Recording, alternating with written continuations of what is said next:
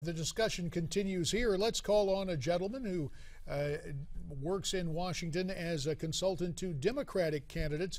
That is our friend Joe Lestingi, who is Skyping in this morning. And Joe, we're interested in your take both on what the president had to say and, of course, since you're in the business of politics, the political fallout.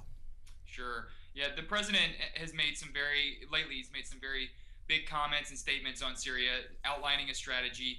And his claim to, his big statement of putting no troops on the ground and sticking with these airstrikes is an important move strategically for him, and I think for Democrats as well in elections. We'll just say that. I mean, Democrats do not support putting troops on the ground there. This is a bit of a reassurance to them, and it's a reassurance to the American public that, look, we're not getting bogged down again in Iraq. And we're not going to get bogged down again like we did in Afghanistan.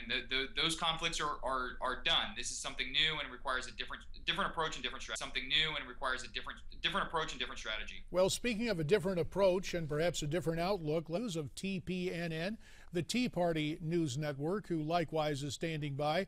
Scottie, there is, in the wake of this action, an initial inclination, understandably, to stand united. Yet, there will be some responses that will strike a critical or discordant note in the days ahead, or perhaps from you right now. What's your take?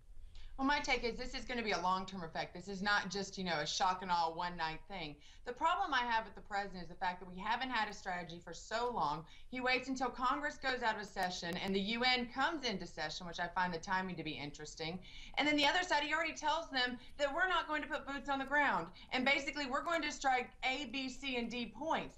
What kind of military strategy is this if we're already going to tell our enemy what we're going to do? And the thing that they fear the most is putting boots on the ground. And President Obama has basically told them we're not going to do that. So I really have an issue right now with how President Obama is handling all of this. But unfortunately, we are going to sit here. We're going to stand united behind our troops. We are going to support them. It's just the commander-in-chief, I don't know necessarily if he has their best interest at mind or if he's just playing the political game because he realizes he's 6 weeks out from midterms and had to take action. Well, Joe, to follow up on what Scottie Nell had to say, I wanted to ask you, considering that the president has said, and many members of administration have said, there will be no U.S. boots on the ground, but we were hearing from a number of military higher-ups and commanders that, we might need boots on the ground, a number of other foreign countries and leaders from those countries as well. Can he have it both ways?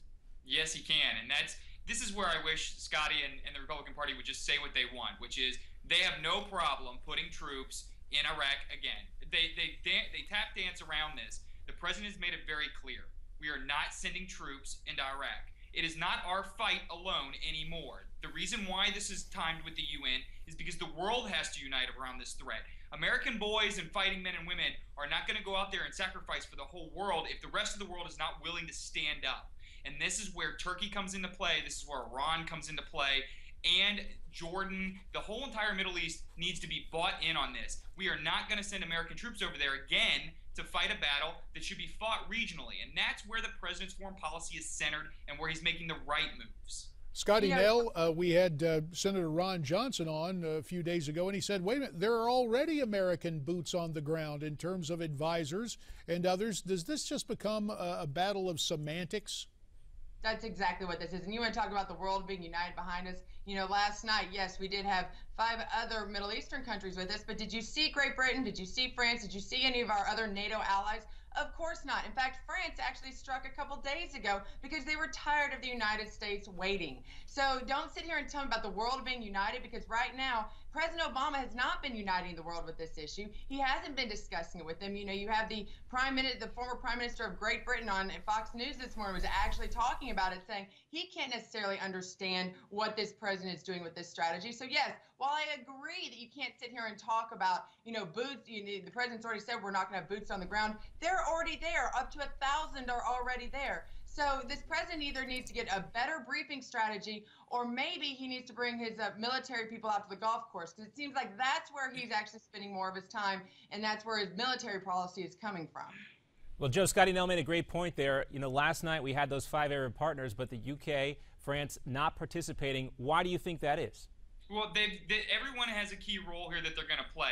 And I think the UK and France also know that they're not going to be sending troops either, and that this is something that regionally we are watching a change in the way the world conducts itself. This is about empowering regional authorities to control their own problems. And that is what the West is doing right now. We are working with our Arab allies to do this. We are providing strategic and intelligence support to them, which is the smart move, and letting them keep these guys in their backyards under control. That is the way we should do it. It would be like if we had a problem with Mexico. France isn't going to come over and help us. It's our problem. We need to deal with it.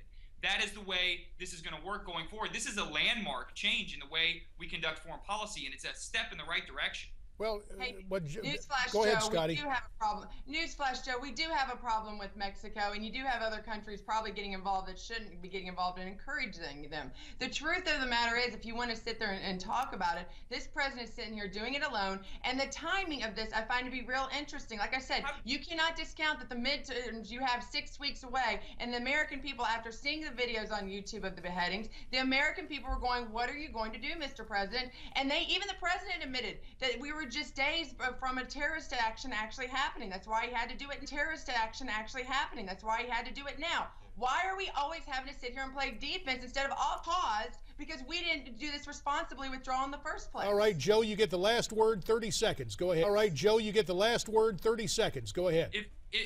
You know, it's funny. If we went after every single group around the globe, we would have troops in almost every North African country and every Middle East country, even in some Western European countries where some people don't like us. This is the smart play. It's the right play. The president is going to go down in history with this as being one of the marquee moments in foreign policy. And you got to look at the big chessboard, not just the checkers in front of you.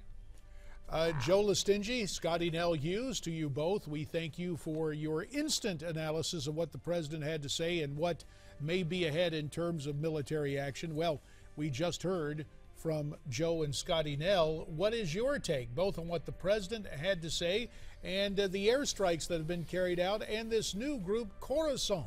Why don't you tweet us your comments at Newsmax TV? There's also, and don't forget Facebook.